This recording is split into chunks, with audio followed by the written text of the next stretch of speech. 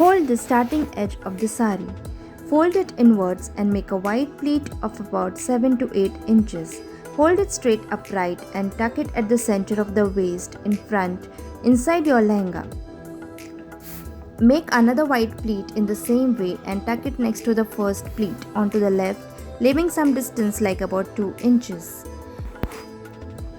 Make about 5 to 6 such pleats and keep tucking them next to the other, forming the row of pleats. See that the pleats are same as the length of your lehenga. Ensure that the pleats are neither too short nor too long.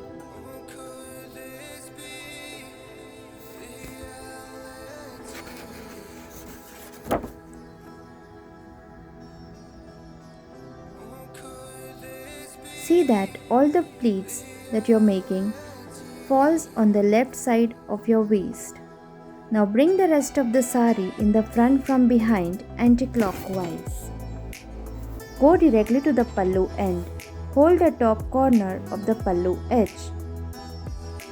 Holding it in one hand, start making the pleats of the pallu with the other hand. See that you make quite narrow pleats. You can pin the pleats if required.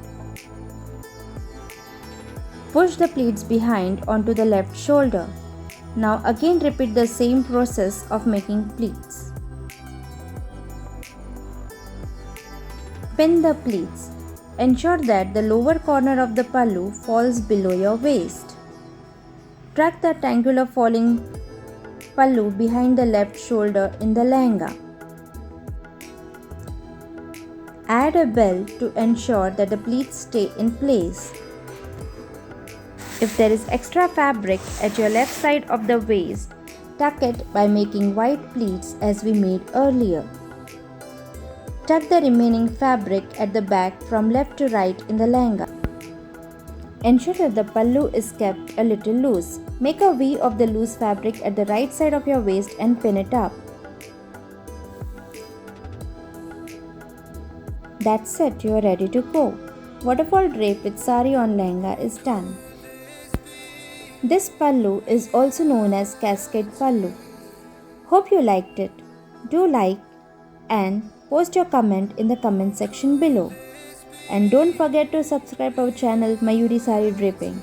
Thanks for watching.